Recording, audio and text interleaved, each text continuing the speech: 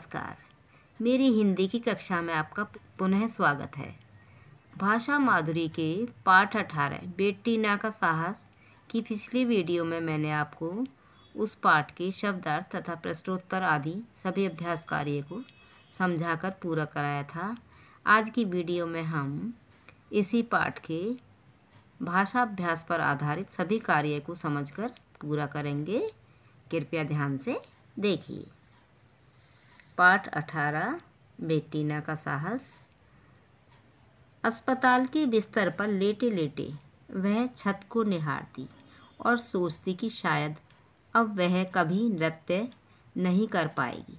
अक्सर उसके मन में यह विचार आता कि संकल्प और अभ्यास से एक दिन फिर वह पहले की तरह नृत्य नाटिकाओं में नृत्य कर पाएगी। अब देखिए प्रश्न नंबर 1। ऊपर दी गई पंक्तियों में से संयुक्त अक्षर वाले शब्द छांट कर लिखिए और 2 अन्य शब्द लिखिए।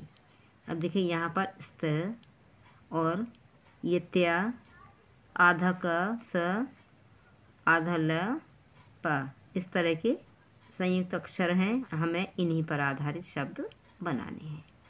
तो सबसे पहले आएगा बिस्तर, स्तर, कलस्तर। अब देखिए दूसरे नंबर पर नृत्य, कृत्य, भृत्य। अब देखिए यहाँ पर अक्सर, बक्सा और ये 6। इस तरह से बच्चों ये हिंदी में लिखा जाता है। अब यहाँ पर आते हैं हम संकल्प, विकल्प, कायाकल्प। प्रश्न नंबर 2। नीचे दिए गए शब्दों के बहुवचन रूप लिखिए। क शुभकामना और इसका बहुवचन शब्द बनेगा शुभकामनाएं। ख ताली और यहाँ पर बन जाएगा तालियाँ, छोटी की मात्रा आ जाएगी। ग खिड़की और यहाँ पर बनेगा ऊपर की तरह से ही खिड़कियाँ। घ शंका, शंकाएं। अण चिंता, चिंताएं। च स्त्री, स्त्रियाँ। प्रश्न नंबर 3। नीचे 2 वर्गों के शब्दों को जोड़कर सार्थक शब्द बनाइए। बच्चों सार्थक शब्द उन्हें कहते हैं जिनमें कोई अर्थ निकलता है। जैसे कक्षा प्लस कक्ष बराबर कक्षा कक्ष, अर्थात कक्षा का कमरा। यहाँ पर उदाहरण में यह दिया गया है। अब हमें इन शब्दों को जोड़कर एक सार्थक शब्द बनाना है। जैसे सबसे पहले है जन्म प्लस भूमि बराबर जन्मभूमि। कर्म प्लस वीर बराबर कर्मवीर। पाठ्य प्लस पुस्तक बराबर पाठ्य पुस्तक। चाल प्लस चलन बराबर चाल चलन। कक्षा कक्ष तो पहले आ ही गया है। सेना प्लस पति बराबर सेनापति। रसोई प्लस घर बराबर रसोई घर। पान प्लस दान बराबर पानदान। बच्चों ये वाक्यांश है, इन्हें वाक्यांश कहते हैं और हमें इनके लिए एक शब्द ढूंढकर लिखना है जो कि यहाँ पर हमारी वर्क पहेली में दिया गया है। तो क आविष्कार करने वाला, इसका उपयुक्त शब्द होगा आविष्कारक। ख जहाँ छपाई होती है तो इसके लिए शब्द आएगा छापा खाना। ग जो साथ घर में रहे अर्थात पड़ोस में रहे तो उसको क्या कहते हैं पड़ोसी। घ साथ पढ़ने वाला अर्थात सहपाठी। अण जो समाचार संबंधी काम करे अर्थात पत्रकार। च रुई इससे बनती है अर्थात कपास। छ लोगों का प्रिय अर्थात लोकप्रिय। चाहें तो आप इन शब्दों को घेरा लगाकर भी बता सकते हैं। प्रश्न नंबर 5। उदाहरण को समझकर संज्ञा से विशेषण शब्द बनाइए। देखिए यहाँ पर ये उदाहरण दिया गया है। भाग्य बराबर भाग्यशाली। अब ख शक्ति तो यहाँ पर नया शब्द विशेषण शब्द बनेगा शक्तिशाली। ग गौरव इससे विशेषण शब्द बनेगा गौरवशाली। घ यहाँ पर प्रतिभा तो इससे नया शब्द बनेगा प्रतिभाशाली। अण प्रभाव, तो नया शब्द बनाएंगे हम प्रभावशाली। च बल, और यहाँ पर नया शब्द बनेगा बलशाली।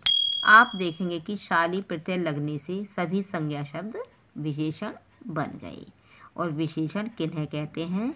जो कि संज्ञा शब्दों की विशेषता बताते हैं।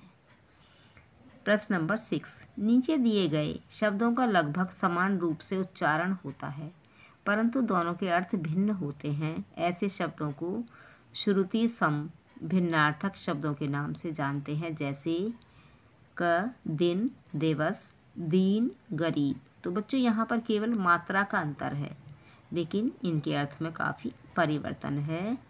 ख शाम अर्थात साय, सायकाल, और ये दूसरा है श्याम अर्थात काला।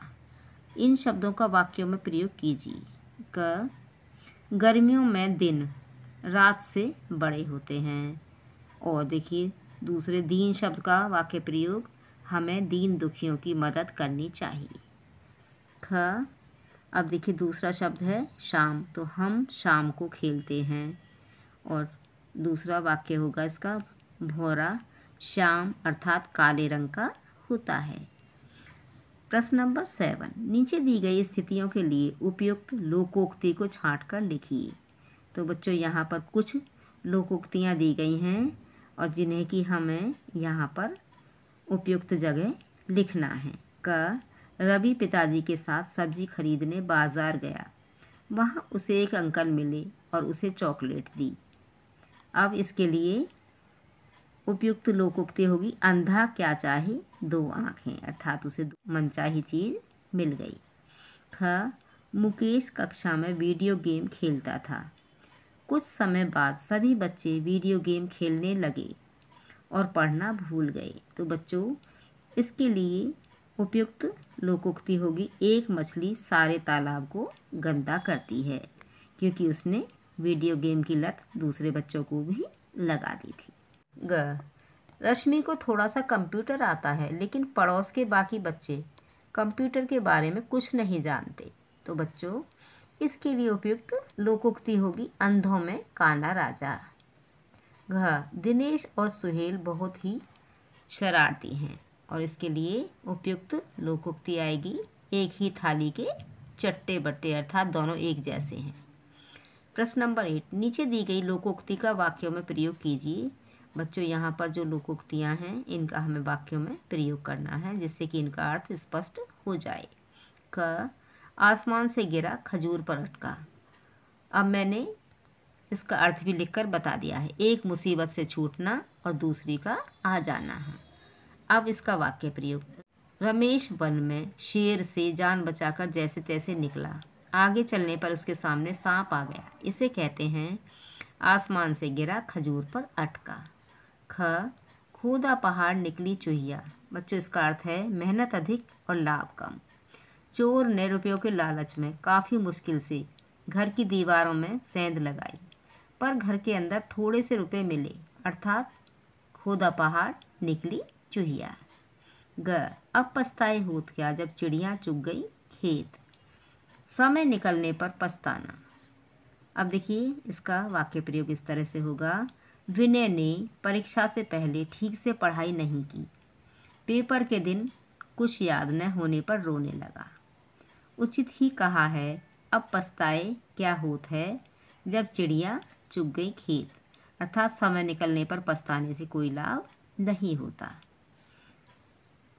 प्रश्न नंबर 9, कड़क में दार शब्दांश जोड़कर कड़कदार शब्द बना है। इसी प्रकार नीचे दिए गए शब्दों में दार जोड़कर नए शब्द बनाइए और उनके अर्थ भी लिखिए।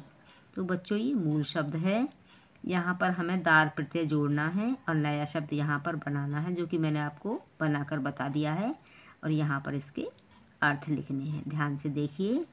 क, इज्जत प्लस दार बराबर इज्जतदार, अर्थात सम्मानित, अर्थात जो सम्मान करने योग्य हो।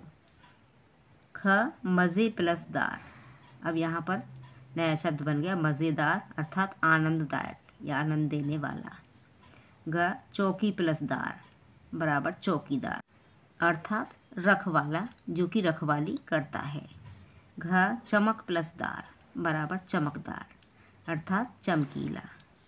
अण हवा प्लस दार बराबर हवादार, अर्थात जिसमें हवा आती हो। च माल प्लस दार बराबर मालदार, और इसका अर्थ होगा बच्चों धनी या अमीर। प्रश्न नंबर 10, पत्र लिखकर अपने नाना जी दादाजी को बताइए कि बेटीना किस प्रकार फिर से सफलता प्राप्त कर सकी। अब बच्चों, आपने बेटीना वाला पाठ तो पढ़ा है, उसकी विषय वस्तु को भी समझ लिया होगा।